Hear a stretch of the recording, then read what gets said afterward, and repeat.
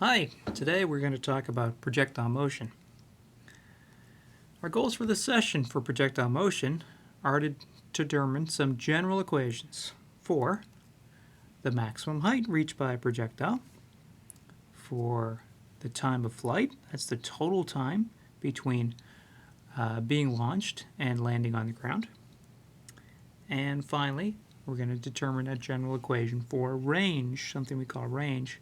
That's the horizontal distance traveled between the launch point and the landing point. And we're really going to do this by starting with our constant acceleration equations and applying them to projectile motion scenarios. So, what is projectile motion anyway? We should define that before we start. So, it's defined a lot like we defined free fall. Free fall, we said, was motion under the influence of gravity alone. But we often talk about that as one-dimensional motion. So this is two-dimensional motion under the influence of gravity alone. So here we see an example of it. So the ball gets launched following a parabolic trajectory. It's got some initial velocity in the x direction horizontally and some initial velocity in the y direction. So we see the parabolic path. We see the motion diagram with dots left behind at regular time intervals. And we also see at the bottom a whole set of equally spaced dots, and that is just the horizontal component of the motion. So no acceleration horizontally, so whatever velocity it has horizontally at the beginning, it just keeps that velocity the whole time. And vertically what happens is motion with constant acceleration. So those are those dots on the left-hand side. So on the way up, the particle slows down, stops just for an instant at the very top, and then it speeds up again on the way back down. So that's motion with constant acceleration. The acceleration is that due to gravity. A typical example of an object that would follow a motion like this is a ball you might throw, or any kind of object you might throw in the air. And don't forget, we defined this projectile motion to be motion under the influence of gravity alone, so nothing else can act on this ball while it's in flight. So we're following the motion from just after you let it go or you launch it, because before that there were some forces applied on the ball by your hand or by whatever launched the ball. So it's just after it's released, it's launched, until just before it hits the ground. Of course, after it hits the ground, then the ground is acting on it, and it's not projectile motion anymore. Okay? So we're following the motion while only gravity is acting on it. And as usual, we will neglect air resistance. So the only acceleration while it's in flight is that due to gravity. So consider this question here. What we see in the picture are three trajectories left behind by three balls, A, B, and C. So what's different about them? Well, clearly C goes the furthest. B doesn't travel as far as C, but it travels further than A, and A travels the least total distance. But what's really critical here is what is the same for the three trajectories. So they travel a different distance horizontally, but they also travel the same distance vertically. They reach the same maximum height. So we'll see whether that has any bearing on the answer. But consider which of these answers you like best. Which is in the air for the longest time during its flight, A, B, or C? So C certainly travels the furthest distance, and we'll see if that matters or not as we analyze this. Okay, so we'll come back in a few minutes and get the answer to this. It's going to take us some time to analyze it. So what we're going to do is we're going to start with what's the same for the three projectiles, the fact that they reach maximum height, and see what that tells us. So let's consider if we can come up with a general equation for maximum height reached by a projectile. So what we're going to do is we're going to take one of our constant acceleration equations and apply it to this particular case. So the one we're going to use is this one here. We'll use it in the vertical direction, which is why there are y's all over the equation. So this one says Vy squared, the square of the speed at any point, is the square of the initial y speed plus twice the acceleration in the y direction times the displacement in the y direction. Y minus yi is the displacement in the y direction. Okay, so let's see what we know about this. So first of all, we got to define some things. We got to define a positive direction and an origin. So let's say up is positive, and we'll say our origin is at the launch point, so our initial y is therefore 0. We also know that at maximum height, Vy is 0. The speed of the projectile is not 0 because it's still got the x component of the velocity, but it's got no y component at maximum height. Okay, so just for an instant, Vy goes to 0. Vy decreases the whole time as it goes up, and it increases in magnitude the whole time on the way down, but it's 0 just for an instant at the maximum height point. We also know the acceleration in the y direction.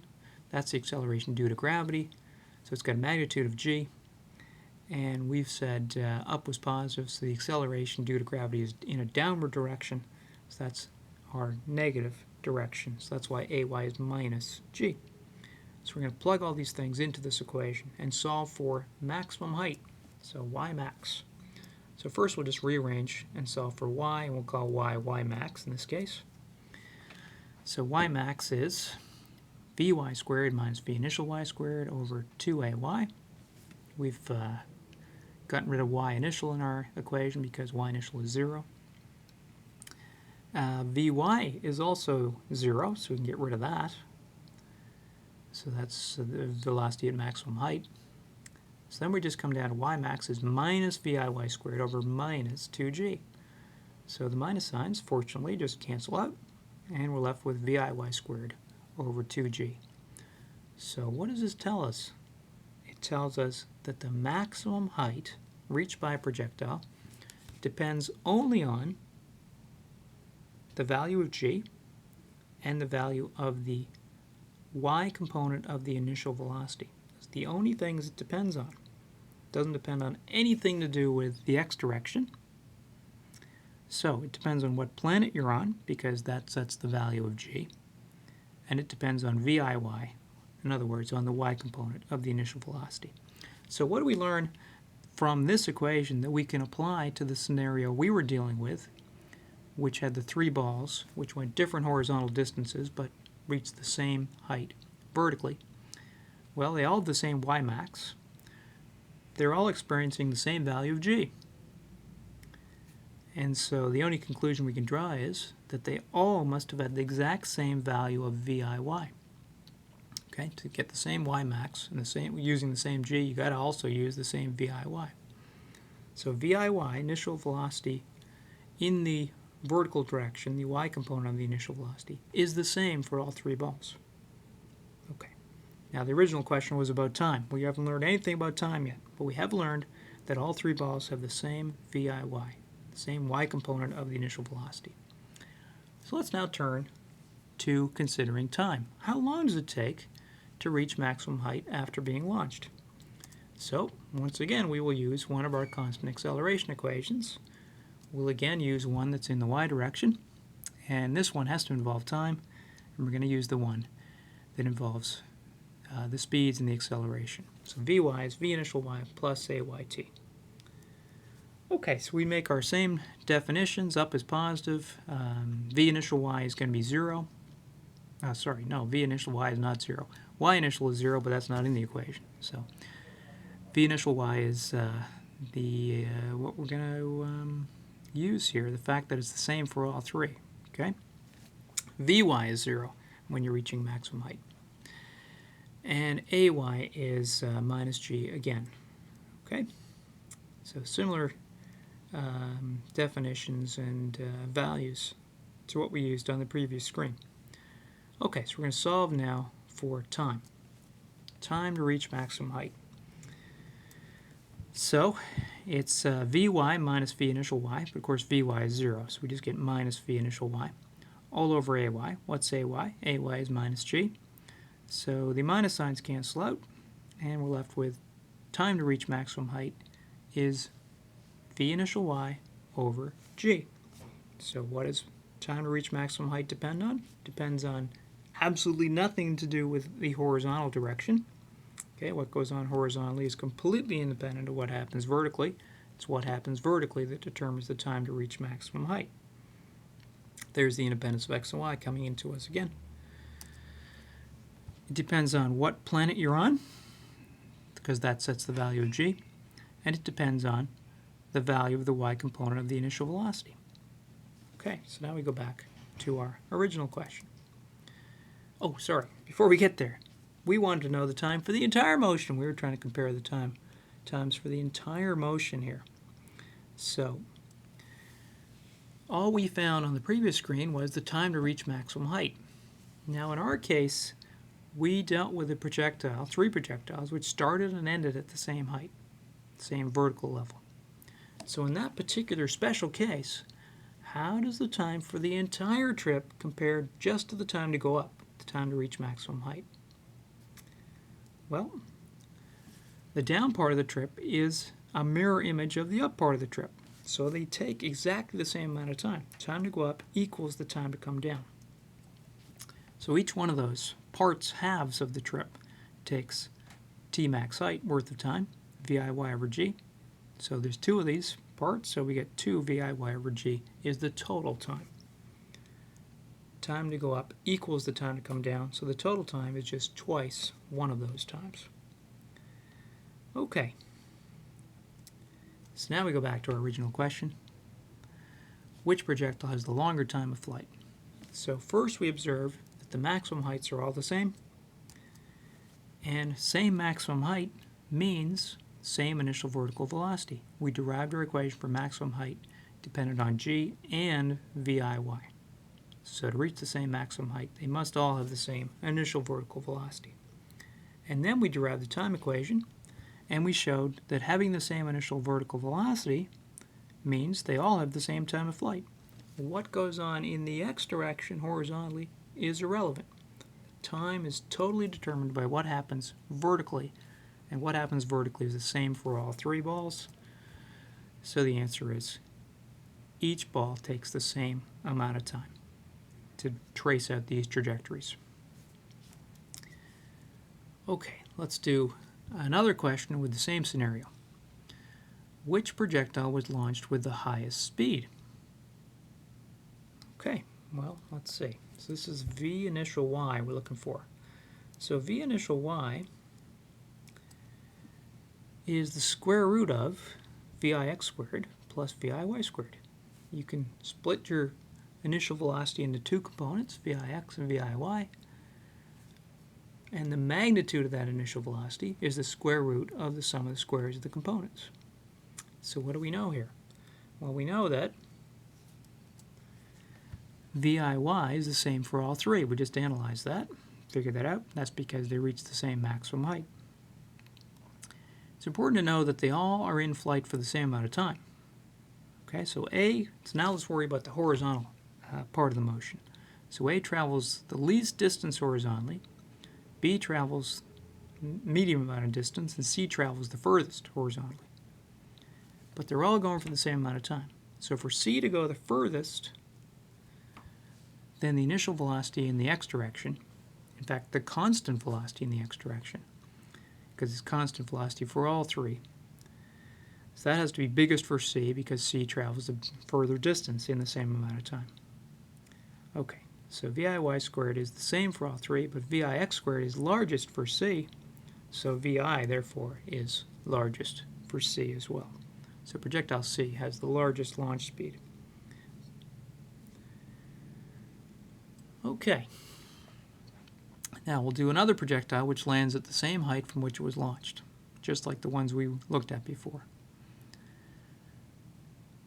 So let's say we can vary the angle of that initial launch velocity. We're going to keep the magnitude of the launch velocity, in other words the launch speed, we're going to keep that the same as we vary the angle. So if we keep the magnitude of the launch velocity constant, but we can change the angle, what angle gives us the furthest range? So what angle should we shoot the projectile at so it lands at the farthest point possible away from the launch point? Okay, so here's some various possibilities. 30 degrees, some angle less than 45, 45 degrees, an angle more than 45. Depends on the mass of the projectile. So there's some possibilities, so see which one of those you like. And then we're going to analyze this, again, starting with a constant acceleration equation. In fact, we're really not doing a constant acceleration equation. We're really doing a constant velocity situation, because now we're going to look at what goes on in the horizontal direction, and that is constant velocity. So range is horizontal distance traveled. So in general, distance is initial velocity times time plus 1/2 at squared. Now, if we focus on the horizontal direction, there is no acceleration. Once we launch the ball, remember we're following it after we launch the ball. During the launch process, there's an acceleration. But once we launch the ball, there's no forces acting horizontally, so there is no acceleration horizontally. So we can boil our equation down to this relatively simple one. Range is initial velocity in the x times the time. Okay, so let's consider, and time, of course, is the whole time for the whole flight.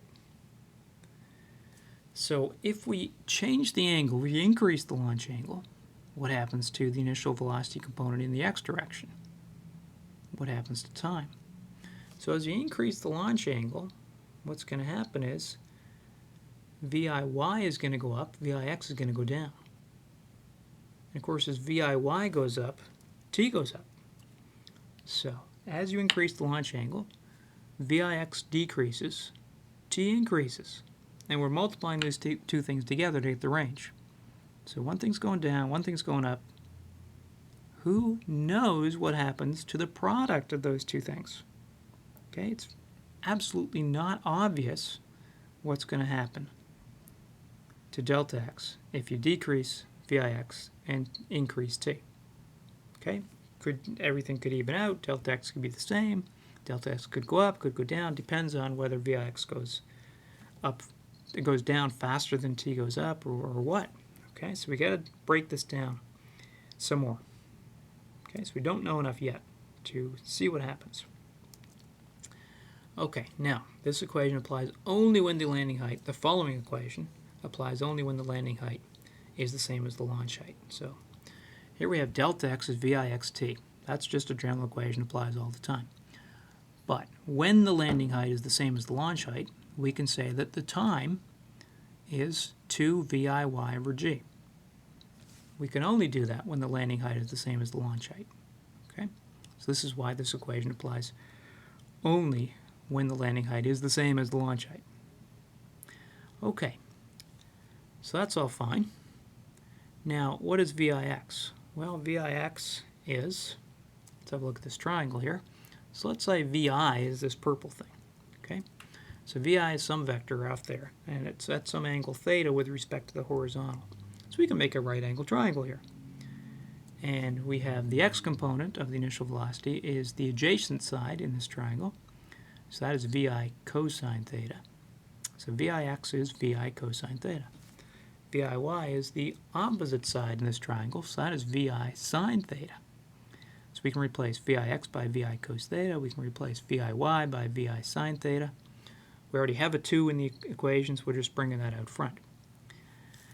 So our equation's getting more complicated here. 2 VI cos theta times VI sine theta over g. Okay, we can put the VI's together and get VI squared. We can also use a trig identity, which is the 2 cos theta sine theta is equal to sine 2 theta. Okay, so we boil it down to VI squared over g times sine 2 theta. So, this is our range equation in the special case that the landing height is the same as the launch height. So, as theta changes, sine 2 theta is going to change, and delta x is going to change. So we're fixing the value of VI. We're certainly fixing the value of g. That's a constant. So the range changes only because the angle changes. Now, what's the maximum possible value that sine can be? Well, the maximum possible value of sine is just 1. So our maximum range is VI squared over g. When does that happen? When we get sine of 90 degrees. So that means 2 theta has to be 90 degrees to maximize the range. So if 2 theta is 90 degrees, then theta, the value of the angle that maximizes the range, is 90 degrees over 2. In other words, 45 degrees. The equation also tells us that angles of theta and 90 minus theta produce the same range. Let's see if we can make any sense of that. So an example would be an angle of 30 degrees and 90 minus 30, which is 60. So 30 degrees and 60 degrees produce the same range. So, well, sine of 2 times 30 happens to be the same as 2 times 60. Well, let's go back to the longer version of the equation. 2 over g times vi squared times cos theta sine theta. So if we've got cos 30 sine 30, well, cos 30 is the same as sine 60, and sine 30 is the same as cos 60. Okay? So if we've got cos 30 and sine 30, we're going to get the same numbers when we put in cos 60 and sine 60. Okay? And 30 and 60, of course, produce a lower range than at 45, because 45 is the only one that maximizes the value of the sine function and makes sine 2 theta equal to 1. Okay, so maximum range of 45, and as you go away from 45 degrees, you decrease steadily the range. Okay, but 40 is going to give you the same range as 50, 30 is going to give you the same range as 60, 15 is going to give you the same range as 75, and the further away you get from 45 degrees in either direction, the smaller the range gets. Okay. So, let's go back to our question. What we found was, if the launch speed is fixed, what launch angle maximizes the range in the case when the projectile lands the same height from which it was launched? That's our 45-degree answer. Okay. Of course, this is a special case, landing at the same height from which it was launched. Let's say you land at some different height. You land at a level higher than the level from which it was launched. What angle maximizes the range in this case? Okay, so I'm going to leave that as an exercise for you to think about. Okay, see if you can come up with a reasonable answer, the best answer out of this set of 5 for this particular scenario. Okay, so that is it for today.